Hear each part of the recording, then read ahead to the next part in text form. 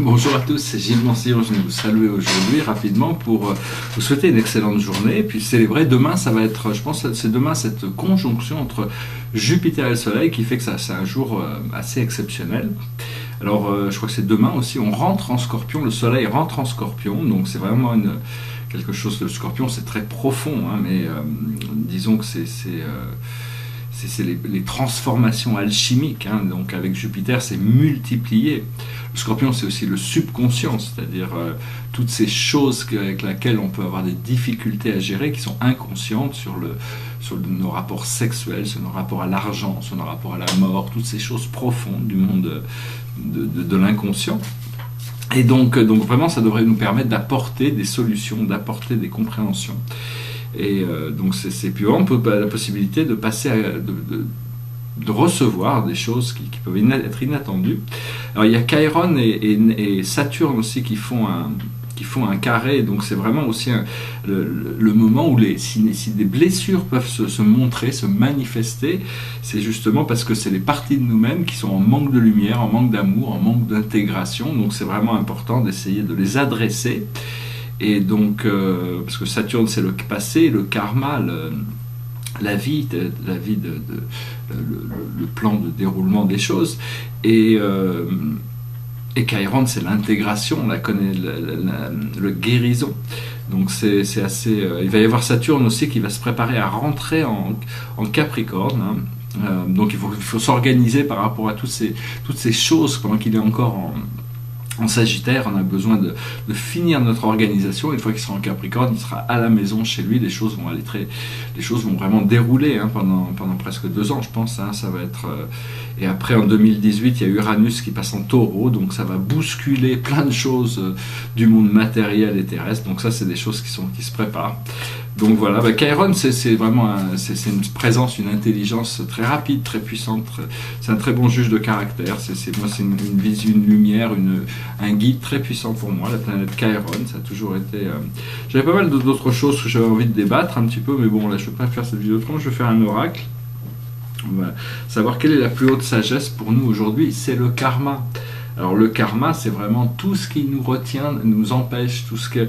La vie, c'est un struggle, une lutte continue entre l'ego et la partie sombre de nous-mêmes et l'âme, la partie lumineuse de nous-mêmes. Et donc il faut arriver à accepter, comprendre ces karmas, pourquoi on a créé ces karmas, pourquoi on a créé ces leçons, jusqu'au moment où on peut naviguer à travers, voir toutes ces forces comme une force d'amour et toutes ces faiblesses comme des forces. C'est vraiment, donc c'est arriver à remettre de la lumière là où il y en a besoin. C'est toujours dans le présent qu'il faut gérer les choses. Et donc c'est une sagesse de comprendre son karma pour s'aligner avec sa vie. Parce que quand on n'est plus en état de résistance, on est en état d'acceptation, c'est beaucoup plus facile de pouvoir gérer les choses. Ce que l'on doit comprendre pour la journée, c'est les responsabilités, nos responsabilités karmiques justement. C'est nos responsabilités. Qu'est-ce que l'on est venu faire ici, qu'est-ce que l'on doit faire. C'est pas vis-à-vis des autres surtout, c'est vis-à-vis de nous-mêmes. Quelles sont nos responsabilités. Après ça, ce que l'on doit faire, c'est créer. On doit créer. C'est un moment créatif. Il faut en profiter pour créer. Jupiter, c'est une planète extrêmement créative. C'est Zeus, le dieu des dieux. C'est le père des hommes et des dieux. Et enfin, c'est une planète d'expansion, surtout en astrologie. C'est vraiment quelque chose. On s'aperçoit que c'est une planète habitée, hein, par des civilisations qui sont matriarcales. Jupiter et donc mais enfin bon, il y a tout ce procédé, ce flot créatif. Il faut trouver des moyens d'être créatif d'une manière ou d'une autre. Il y a plein de moyens d'être créatif, ça peut être n'importe comment, il y a plein de toutes sortes de moyens. C'est toujours bien d'essayer de trouver des nouveaux moyens, découvrir des nouveaux moyens. Il n'y a pas que les arts officiels pour être créatif. Toutes nos pensées sont créatives. Il faut essayer de se poser dans le moment et puis agir de manière créative sur quelque chose. Dans l'art c'est bien parce que ça nous permet de réaliser des choses. Et le message général pour nous, c'est la transformation, c'est-à-dire c'est le Scorpion. Là, on rentre dans cette alchimique de transformative, et donc c'est vraiment le 5, c'est aussi le niveau, le chiffre de la maîtrise, c'est l'étoile à 5 branches, et donc c'est vraiment un procédé de transformation très puissant qui arrive. Derrière moi, c'est un tableau qui date de 2010, je crois. C'est l'ancienne génération, les tableaux qui ont précédé mes tableaux, pour ceux qui ont vu mes autres tableau avec les centaines de planètes. Alors hier aussi, je suis tombé sur un jeu de cartes. A priori, moi je savais, c'était les runes, c'était l'alphabet gothique. Je vais en tirer une carte aussi, de voir un petit peu. Bon, ici c'est des cartes. Moi j'avais des pierres à l'époque. Hein, c'était des pierres. Il y en a 25. C'est quelque chose de très profond. Et on va voir la carte pour la journée. C'est la glace. Donc c'est Isa. Isa, c'est la glace. Donc la glace, c'est-à-dire qu'il faut être patient. C'est l'obstacle, l'immobilité, la prudence, la patience. Mais aux significations spirituelles, c'est le calme intérieur, capitulation, introspection. Donc c'est vraiment faire face à ce karma qui est là, et une fois qu'on a fait face, on a compris les choses, on trouve Ansuz. Ça c'est les runes. Ansuz, la rune Ansuz, c'est la sagesse, c'est l'apprentissage, la communication, la contemplation, conseil avisé, signification spirituelle, aide divine, étincelle créative, initiation. Donc on va voir ce que ça va nous apporter, tout ça, il faut être un petit peu patient, apparemment il y a encore...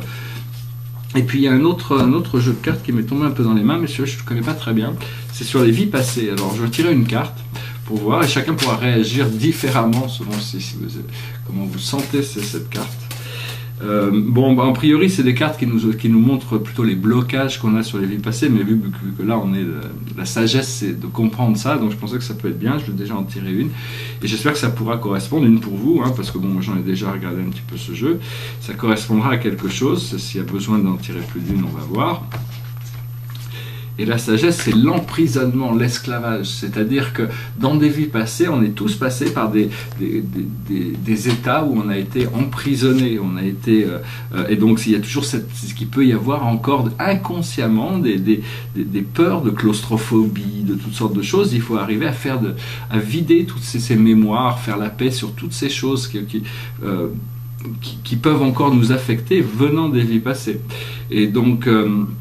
Pour se libérer, c'est la confiance en soi, c'est-à-dire ici, c'est des cartes, bon, donc la confiance en soi, ça veut dire que bon, tous ces manques de confiance qu'on peut avoir en nous, sont en réalité des blocages qui viennent des vies passées, mais au fur et à mesure qu'on devient beaucoup plus confiant, on comprend mieux le procédé, on arrive à éclaircir tout ça. C'est important d'effacer tous les vœux négatifs qu'on a pu faire on pourrait peut-être essayer de toutes les mettre dans un seul panier, disons, et de demander aux anges, aux archanges, à nos guides de nous aider à transmuter, à éliminer tous ces vœux négatifs, soit des vœux de pauvreté, des vœux d'abstinence, toutes sortes de vœux qu'on avait fait dans des vies passées qui correspondaient à quelque chose dans ces vies-là, mais qui n'ont plus aucun... ou de soumission à des pouvoirs extérieurs, ou toutes sortes de choses. Et donc c'est des vœux on avait fait ces vœux parce que ça correspondait à quelque chose, mais maintenant c'est ce qui nous empêche de nous libérer. Donc c'est vraiment très important de libérer tous ces anciens contrats, toutes ces vieilles idées, pour pouvoir être libre de profiter de tout, d'activer l'abondance, de profiter de la vie sereinement, joyeusement et sans contrainte. Voilà, j'espère que ce message aura été intéressant pour vous. Je vous souhaite une excellente journée. J'espère que cette conjonction demain sera excellente. Je vous remercie aussi de tous vos commentaires et de vos partages, souscriptions. Je vous remercie de suivre ces messages. Je vais rentrer dans des choses peut-être plus structurées dans le futur. J'essaie de réfléchir un petit peu sur... mais bon, là j'ai mon livre qui est pratiquement fini. Il faut que je trouve un éditeur, parce que c'est un livre qui n'est pas un très très gros livre, mais qui répond à énormément de choses. C'est toute une histoire. J'explique... bon, c'est une histoire, c'est un récit. Et donc il y a beaucoup d'informations dedans, même si c'est un petit livre. Il faut que j'arrive à choisir les illustrations. Je vais essayer de trouver les bonnes personnes pour m'aider avec tout ça, et puis j'espère qu'il sera disponible en français et en anglais très prochainement. Voilà, je vous remercie, je vous souhaite une excellente journée. Namasté.